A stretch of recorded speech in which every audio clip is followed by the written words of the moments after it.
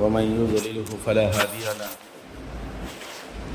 ونشهد أن لا إله إلا الله وحده لا شريك له ونشهد أن سيدنا وسندنا وحبيبنا ومولانا محمدا عبده ورسوله أما بعد قال الله تبارك وتعالى في القرآن المجيد والفرقان الحميد أعوذ بالله من الشيطان الرجيم بسم الله الرحمن الرحيم إنا أنزلناه في ليلة مباركة إنا كنا منذرين صدق الله العظيم وقال النبي صلى الله عليه وسلم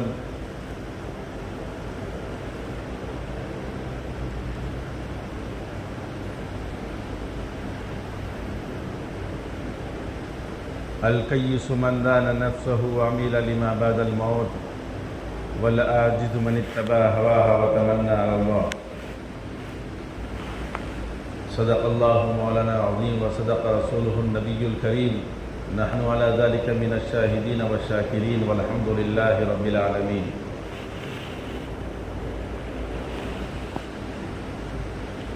معزز بزرگان اسلام،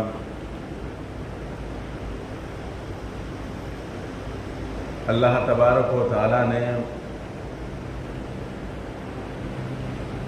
ہماری اور آپ کی اور ساری انسانیت کی کامیابی اتباع دین میں رکھی ہے۔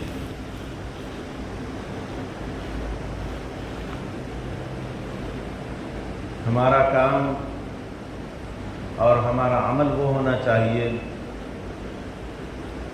جس میں اللہ کے رسول صلی اللہ علیہ وسلم، صحابہ، تابعین اور تبع تابعین کی اتباع ہو۔ اس سے ہٹ کر کوئی کام، کوئی عمل اور کوئی فعل ہمارا وہ دین و شریعت نہیں ہو سکتا۔ کتنا ہی ہم گھڑ لیں یا کتنا ہی ہم بول لیں، کتنا ہی ہم اس پہ عمل کر لیں، وہ شریعت ہو نہیں سکتی۔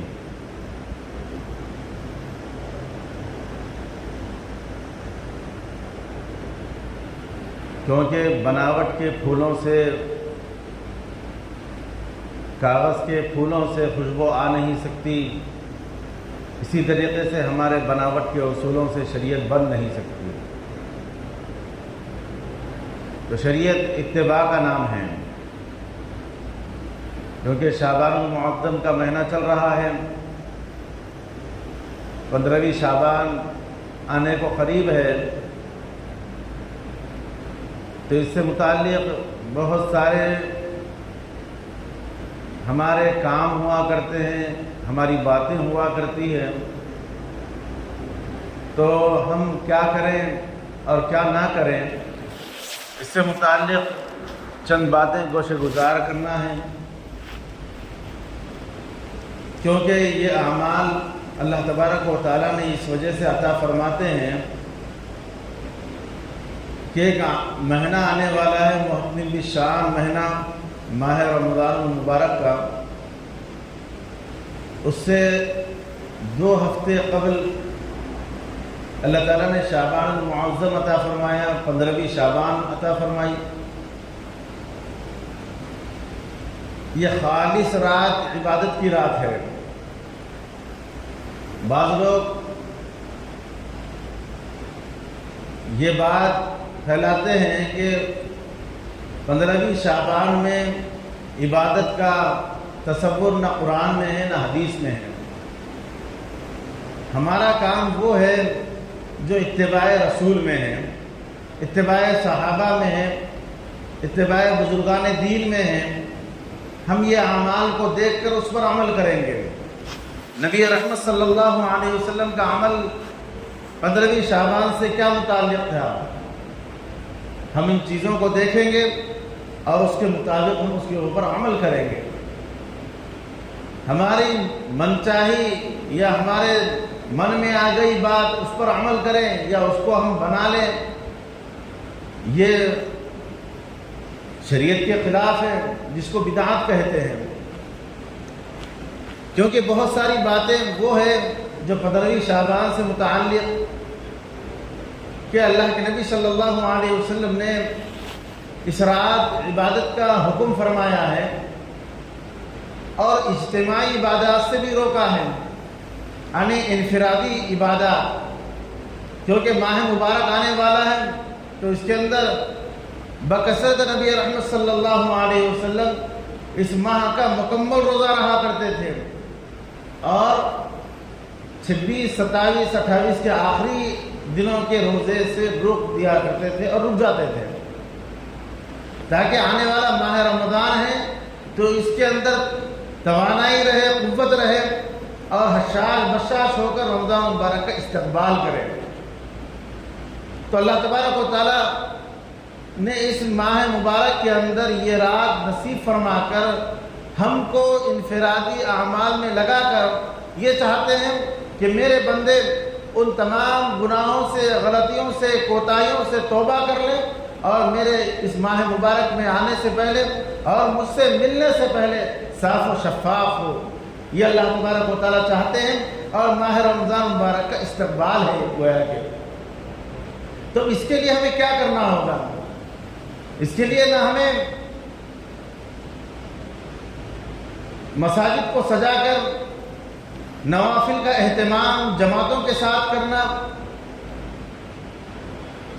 یا صلاۃ التسبیح کا جماعتوں سے اہتمام کرنا، اس کے شریعت میں اجازت ہی نہیں ہے، کیونکہ جو جماعت کی نماز ہے وہ ہے فرائض نماز، فرض نماز جماعت سے ادا کرنا ہے، اور نوافل کو اللہ کے نبی صلی اللہ علیہ وسلم نے اہتمام سے اس بات کی تائید کی کہ گھروں میں نماز پڑھ کر آئیں، نفل نمازیں، اور نماز کے بعد جو فرض نماز کے بعد نفل نمازیں وہ بھی گھر پر ادا کریں۔ اگر اندیشہ ہو کہ گھر جانے کے بعد نماز پڑھنے کا موقع یا نماز نہیں پڑھ سکتے تو وہ مسجد میں پڑھ کر جائیں، اس بات کا اہتمام کیا گیا ہے۔ تو یہ 15ویں شعبان کے اندر عبادت یہ انفرادی عبادت ہے، جس طریقے سے شاہی دربار ہوا کرتا ہے، ایک عام دربار ہوا کرتا ہے، اس کے اندر تمام لوگ موجود ہوتے ہیں، لیکن بعض لوگوں کو مخصوص وقت دیا جاتا ہے، خاص وقت دیا جاتا ہے کہ فلاں وقت آئے اور تنہائی میں انفرادی بات کرنا ہے، کچھ مشورے کرنا ہے، کچھ دینا ہے، تو بادشاہ کیا کرتا ہے؟ ان کو الگ سے بلاتا ہے، تنہائی میں بلاتا ہے اور ان کو کچھ انعامات سے نوازتا ہے، ان سے تنہائی میں بات کرتا ہے۔ اللہ تبارک و تعالیٰ بھی یہ چاہتے ہیں مخصوص دنوں کے ذریعے سے، مخصوص ایام کے ذریعے سے، مخصوص گھڑیوں کے ذریعے سے کہ میں میرے بندے کے ساتھ تنہائی میں ملاقات کروں، تنہائی میں اس سے میں حالات سے واقف ہوں۔ لیکن آج یہ رواج چل پڑا ہے کہ ہم اجتماع جمع کرتے ہیں، نوافل کا اہتمام کرتے ہیں، مساجد میں نوافل کی جماعتیں کھڑا کرتے ہیں، یہ بالکل شریعت کے خلاف ہے۔ یہ دین اور شریعت اس چیز کا نام ہے کہ اتباع ہو اس کے اندر۔ اللہ کے نبی صلی اللہ علیہ وسلم نے جس کام کا حکم دیا ہے اس کام کی اتباع ہو، صحابہ نے جو پیروی کی ہے اس کی اتباع ہو، یہ اصل دین ہے، یہ اصل شریعت ہے اور یہ ہمارے نجات کا ذریعہ ہے۔ لیکن آج ہم اس بات کا بہانہ لگاتے ہیں، کیونکہ شیطان تو ہمارے پیچھے پڑا ہے، وہ تو بہانے ڈھونڈتا ہے، وہ یہ کہتا ہے کہ اگر تم گھر میں رہ جاؤ گے یا تنہائی میں رہو گے یا اکیلے میں رہو گے تو تم کچھ وقت کے بعد تمہیں نیند آ جائے گی، مستقل عبادت نہیں کر سکتے، مسجد میں اجتماع ہوگا، لوگ جمع ہوں گے تو ایک ماحول بنا ہوا ہوگا۔ تو یہ اجتماع تو سنت کے خلاف ہے، اور سنت کے خلاف کام کرنا یہ گناہ ہے، یہ عبادت نہیں ہے بلکہ گناہ ہے۔ عبادت تو یہ ہے کہ تنہائی میں ملاقات کی جائے، تنہائی میں اللہ سے عبادت ریاضتیں کی جائے، تنہائی میں اللہ سے التجائیں کی جائے، اللہ کو منایا جائے، نفلی عبادتیں پڑھ کر، نمازیں پڑھ کر، تلاوت کر کر، ذکر و اذکار کر کر، اللہ سے رجوع ہو کر اللہ سے دعائیں کی جائے، یہ وہ رات ہے۔ اللہ تعالیٰ چاہتے ہیں کہ تنہائی میں آئے ہم، لیکن ہم مجموعے کو جمع کر کر، رنگ و روغن کر کر، لائٹیں جلا کر ہم کیا چاہتے ہیں؟ کہ اللہ کی رضامندی یا اللہ کی ناراضگی؟ یہ ہمیں دیکھنا ہوگا، یہ غور کرنا ہوگا، کیونکہ اللہ تبارک و تعالیٰ ہم سے ایک خلوص دل کے ساتھ چاہتے ہیں، کیونکہ اعمال کے اندر عذر ہونا چاہیے۔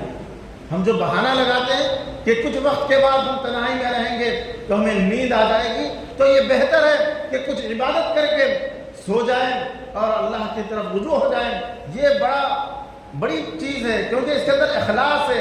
اخلاص کا وزن ہوا کرتا ہے، دکھاوے کا، شہرت کا یا تعداد کا وزن ہوا نہیں کرتا۔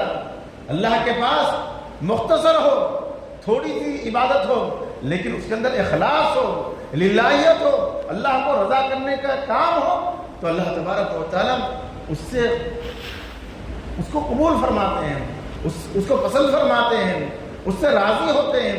یہ چیز ہے ہمیں کام کرنے کی۔ یہ اللہ تبارک و تعالیٰ اس ماہ مبارک کے 15ویں شعبان کے اندر یہ کام کرنے سے ہم کو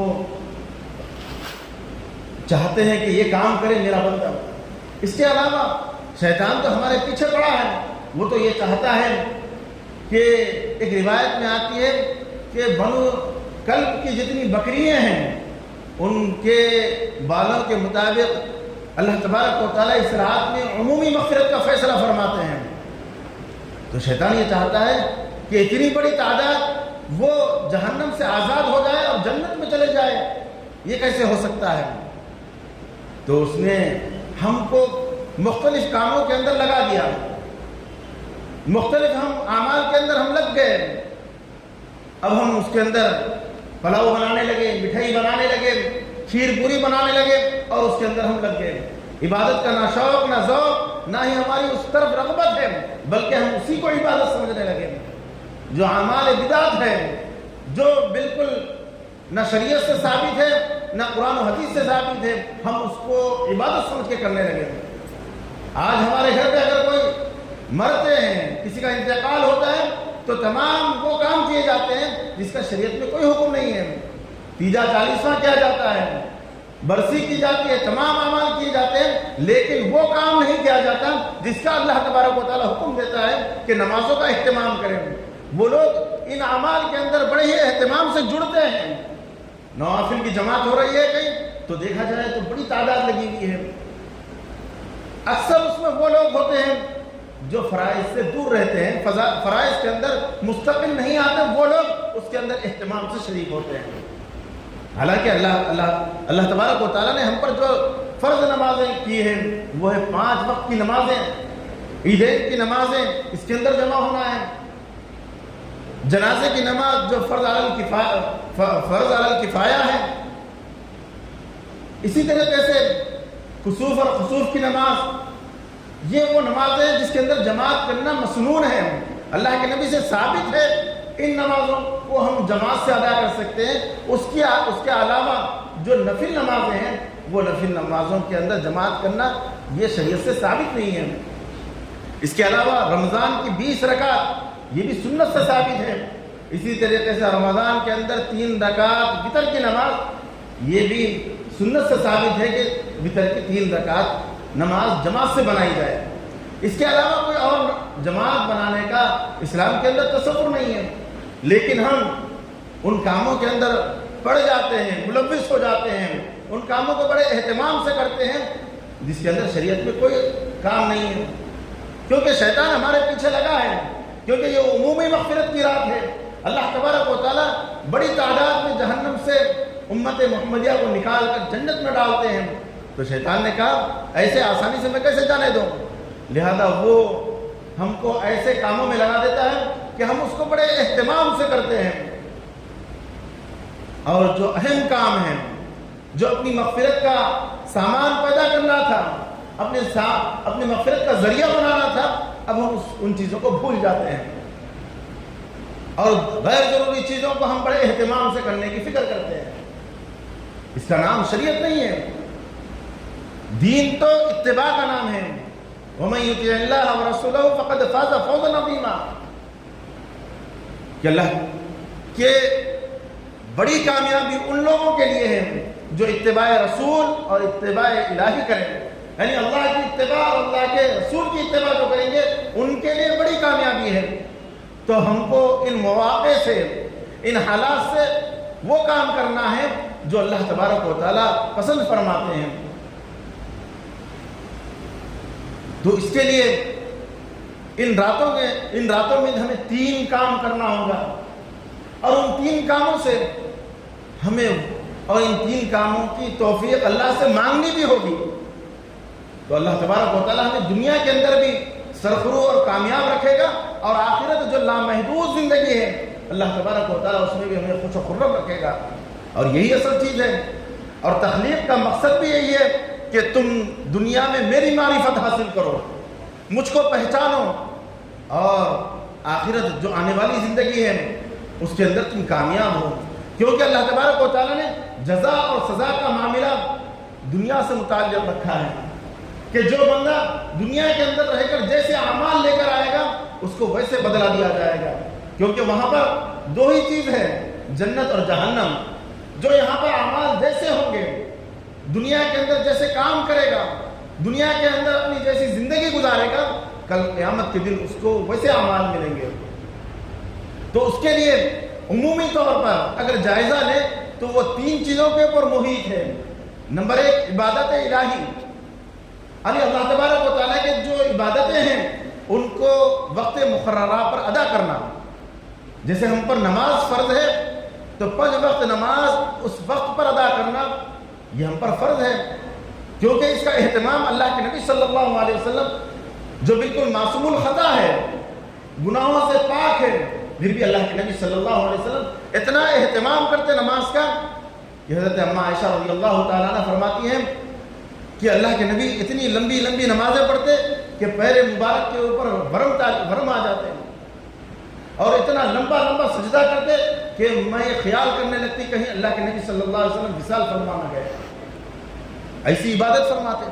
اور تو اور نبی رحمت صلی اللہ علیہ وسلم جب مرض الوفات میں تھے تو 2 صحابہ کے آسرے سے مسجد میں تشریف لا رہے ہیں، چلا نہیں جا رہا ہے معصوم الخطا ہونے کے باوجود، یعنی اگر نماز نہ پڑھے تو بھی اللہ کے نبی کو معاف ہے، پھر بھی اللہ کے نبی صلی اللہ علیہ وسلم امت کو درس دینا چاہ رہے ہیں کہ تم نمازوں کی پابندی کرو، نمازوں کا اہتمام کرو، جماعت کے ساتھ نماز ادا کرو۔ یہ اللہ کے نبی صلی اللہ علیہ وسلم ہمیں پیغام دے رہے ہیں، درس دے رہے ہیں، لیکن ہمارا حال دیکھیں کہ ہم معمولی بہانوں سے کئی وقت کی نماز ہم چھوڑ دیتے ہیں۔ یہ اصل کام ہمیں یہ کرنا تھا، لیکن ہم اس سے مکھرتے جا رہے ہیں، ان چیزوں کو پس پش ڈال رہے ہیں، تو کیسے ہماری کامیابی ہوگی؟ آج ہم روتے ہیں، آج ہم ڈنڈورا پیٹتے ہوئے پھرتے ہیں کہ ہمارا کام نہیں بن رہا، ہمارے گھروں کے اندر خوشحالی نہیں ہے، ہم پریشان ہیں، تو کیسے ہوں گے حالات؟ ہمارے حالات درست کیسے ہوں گے؟ جو سب سے پہلی چیز ہے جو اللہ تبارک و تعالیٰ سب سے پہلے ہمارے اعمال میں سے سب سے پہلے حساب لیں گے وہ نماز کا حساب لیں گے، لیکن نماز ہماری بالکل ختم ہے ہماری۔ تو عزیزان گرامی، ہم اس بات کا اہتمام کریں۔ اسی طریقے سے اگر ہمارے اوپر زکوٰۃ فرض ہے تو زکوٰۃ ادا کریں، حج فرض ہے تو حج ادا کریں، رمضان کے روزے ہیں ان کو ادا کریں، یہ عبادت الہی ہے۔ نمبر 1 عبادات الہی میں کسی قسم کی کوتاہی نہ ہو ہم سے۔ تو نمبر 2 مخلوق کے ساتھ حسن سلوک۔ ایک تو ربط ہے اللہ کے ساتھ، دوسرا ربط ہے ہمارا مخلوق کے ساتھ۔ مخلوق کے ساتھ حسن سلوک اور ان کے ساتھ اچھے اخلاق سے پیش آنا یہ بہترین چیز ہے، اور اللہ تبارک و تعالیٰ ایسے کام رکھے ہیں مخلوق کے اندر کہ اگر بندہ چھوٹے سے کام کے ذریعے سے وہ مغفرت حاصل کر سکتا ہے۔ ہم نے بارہا سنا کہ ایک فاحشہ عورت سڑک سے جا رہی ہے تو دیکھا کہ ایک کنویں کے پاس کتا اپنی زبان نکالے اس کے گول پھر رہا ہے، تو اس نے محسوس کیا کہ یہ پیاسا ہے کتا۔ اس نے دیکھا اپنا دوپٹہ نکالی اور اپنے موزے کے ذریعے سے اس کنویں سے پانی نکال کر اس پیاسے کتے کو پانی پلایا، تو اللہ تبارک و تعالیٰ اس کے گناہوں کو معاف بھی فرمایا اور اس کی مغفرت فرمائی۔ ایک معمولی مخلوق کی خدمت کی اس نے۔ اسی طریقے سے ایک بہت بڑے بزرگ اللہ والے حدیث کی کتاب لکھ رہے ہیں. پہلے برو قلم چلتے تھے, سیاہی میں ڈبا کر اس کو لکھا جاتا تھا. جب وہ سیاہی میں ڈبا کر اپنا قلم اٹھایا تو ایک مکھی آ کر بیٹھ گئی. تو انہوں نے یہ تصور کیا کہ یہ اللہ کی مخلوق ہے, یہ پیاسی ہے, کچھ سیاہی پی لے تو اس کی پیاس بجھ جائے گی. تو یہ تصور سے انہوں نے اپنے قلم کو روک لیا, اپنے قلم کو ہلایا نہیں, اور اس کے بعد جب وہ پی کر چلے گئی تو پھر اپنا کام مکمل کیا. ایک عرصے کے بعد جب انتقال ہوا تو ایک اللہ والے نے ان کو خواب میں دیکھا تو ان سے کہا کہ آپ کے ساتھ اللہ تعالیٰ نے کیا معاملہ کیا؟ آپ تو بہت بڑے اللہ والے تھے, بہت ساری دینی کام کیے, دینی خدمات کیے, بڑی بڑی کتابیں لکھی آپ نے. تو انہوں نے کہا کہ اللہ تعالیٰ نے میرے ساتھ اچھا معاملہ کیا, میری مغفرت فرمائی محض اس وجہ سے کہ ایک مکھی میرے قلم کے اوپر بیٹھی تھی تو میں نے اس تصور سے روک دیا تھا کہ وہ پیاسی ہے, اللہ کی مخلوق ہے, لہذا وہ اپنی پیاس بجھا لے. تو اللہ تعالیٰ نے اس کی وجہ سے میری مغفرت فرمائی. یعنی بڑے بڑے اعمال ہمارے کام نہیں آتے, لیکن مخلوق کے ساتھ ہماری ہمدردی, حسن سلوک, اچھا برتاؤ, یہ ہمارا کام آنے والا ہے.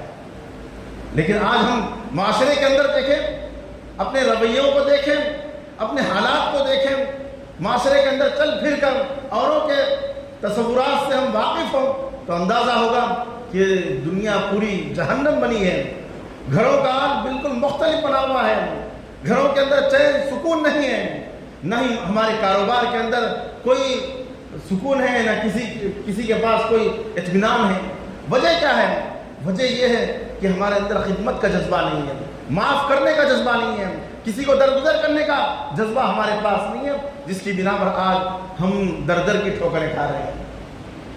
یہ کام ہمیں کرنا ہے, لیکن ہم رسوم و رواج کے اندر اور بھی مختلف کاموں کے اندر پڑھ کر ہم ایسے متبرک راتوں کے اندر ان چیزوں کو مانگنے کے بجائے ہم مختلف چیزوں میں پڑ جاتے ہیں.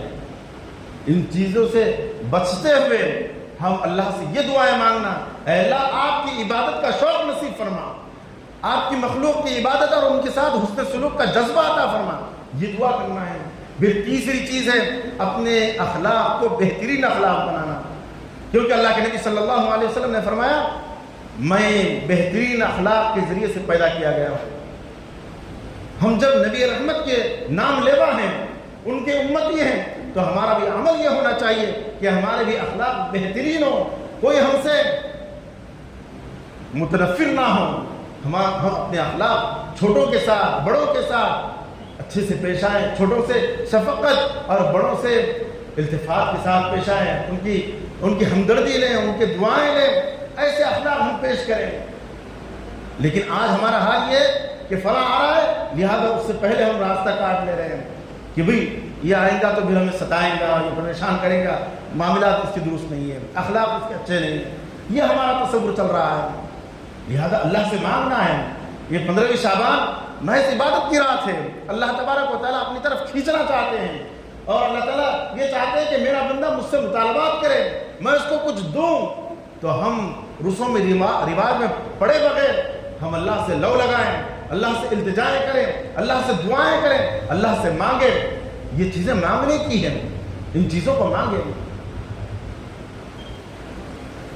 کیونکہ یہ وہ رات ہے کہ جس کے اندر کسی شاعر نے کہا حضور شمع سے یہ ناکام پروانے نہیں جاتے کہ جب تک جان نہیں جاتی یہ دیوانے نہیں جاتے کہ ہم اللہ کو منا کر اٹھیں. یہ وہ راتیں آتی ہے کیونکہ آج جمعہ کا دن ہے, اس کے اندر ایک ایسی گھڑی ہوتی ہے جو اللہ تبارک و تعالیٰ قبول فرماتے ہیں. تو ان گھڑیوں کو ہم تلاش کرنے کی کوشش کریں, ان سے ہم اللہ سے مانگنے اور التجائیں کریں. اور اسی طریقے سے یہ جو مقدس راتیں آتی ہیں اس کے اندر ہم کو وقت اوقات ضائع نہیں کرنا ہے, بلکہ تنہائی کے اندر نوافل کا اہتمام کرتے ہوئے, تہجد کا اہتمام کرتے ہوئے, صلاۃ التسبیح کا اہتمام کرتے ہوئے اللہ سے مانگنا ہے, ذکر و اذکار تلاوت کرتے ہوئے اللہ سے دعائیں کرنا ہے. یہ چیزیں ان راتوں کے اندر کرنی ہے, فضولیات میں پڑھنا نہیں ہے. اور ایک دوسری چیز جو اس رات میں کی جاتی ہے, نبی رحمت صلی اللہ علیہ وسلم نے اس کا اہتمام ایک مرتبہ فرمایا تھا, وہ ہے قبرستانوں کو جانا اور وہاں پر اپنے مردوں کی مغفرت کی دعائیں کرنا. یہ اللہ کے نبی سے ایک مرتبہ ثابت ہے. اس کا اہتمام نہ کیا جائے بلکہ اس بات کی فکر کی جائے کہ اللہ کے نبی نے قبرستان اس دن گئے تھے 15ویں شعبان کی، لہٰذا اس نسبت سے ہم جا رہے ہیں، اہتمام کے ساتھ نہیں، کبھی نامہ بھی کریں اور کبھی جائیں، تو اس کو ضروری سمجھ کر اہتمام کے ساتھ اس کے اندر نہ جائیں، بلکہ اللہ کے نبی کی سنت سمجھتے ہوئے جائیں، یہ ان اعمال کو کرنے کے کام۔ لیکن ہم اور چیزوں کے اندر پڑھ کر ہم ان قیمتی اوقات کو ضائع کرتے ہیں، ان قیمتی اوقات کو ہم چھوڑ دیتے ہیں، تو لہذا عزیزان گرامی ہم ان چیزوں کو مانگیں جو ہمارے لیے، جو دنیا میں بھی کامیابی کا زینہ ہو اور آخرت جو محدود زندگی ہے اس کے اندر بھی ہم کامیاب ہو۔ اس کے لیے ہم کیا کر سکتے ہیں اور کیسے ہم کامیاب ہو سکتے ہیں، اور اپنی اولاد کے لیے اور اپنے بڑوں کی مغفرت کے لیے ایک بات یاد رکھیں، جو اپنے والدین کے لیے مغفرت کی دعا کرتا ہے اللہ تبارک و تعالیٰ اس کی روزی میں برکت عطا فرماتے ہیں، جائے کہ اس کے والدین باحیات ہو یا مرض یا انتقال کر جائیں، دونوں صورتوں میں جو والدین کے لیے دعائیں مغفرت کرتا ہے اللہ تبارک و تعالیٰ اس کی روزی میں خوشحالی عطا فرماتے ہیں۔ تو لہذا ہم اس بات کی فکر کریں کہ ہم اپنے بڑوں کے لیے دعائیں کریں، ان کی مغفرت کا سامان پیدا کرنے کی فکر کریں، کیونکہ والدین کا اثاثہ یعنی ان کے وصال کے بعد بھی جو اعمال پہنچتے ہیں وہ ایک نیک اولاد ہے۔ جب نیک اولاد اچھے اعمال کرتی ہے تو اس کا اجر و ثواب اپنے والدین کو بھی جاتا ہے۔ لہذا ہم دنیا کے ان تمام جھمیلوں میں رہ کر بھی اگر ہم صحیح زندگی گزاریں گے، ڈھنگ کی زندگی گزاریں گے، اچھے اعمال کریں گے، نیک کام کریں گے، تو اس کا ثواب ہمارے ساتھ ساتھ ہمارے والدین کو بھی جائے گا۔ لہذا ہم ان کاموں کو کریں اور ان کاموں سے بچیں جس سے شیطان خوش ہوتا ہو اور شیطان کی اس کی تعداد میں اضافہ ہوتا ہے، ان کاموں سے بچیں، بلکہ اللہ تبارک و تعالیٰ نے مغفرت کی جو رات بنائی ہے اور بڑی تعداد میں اللہ تبارک و تعالیٰ جہنم سے آزاد کر کے جنت میں پہنچانے کی جو فکر رکھے ہیں، تو اس کے اندر ہم کیسے شامل ہو سکتے ہیں، وہ کام کریں اور اس کے ذریعے سے اپنی آخرت بنائیں، اپنے گھر والوں کی اور اپنے بچوں کی اور اپنے اہل خانہ کی زندگی کو سنواریں اور ان کو جنت میں جانے کا ذریعہ بنائیں۔ اللہ تبارک و تعالیٰ ہم سبوں کو ان باتوں پر عمل کرنے کی توفیق نصیب فرمائیں۔ آمین۔ وما علینا الا البلاغ، جو احباب سنت نے برسول کے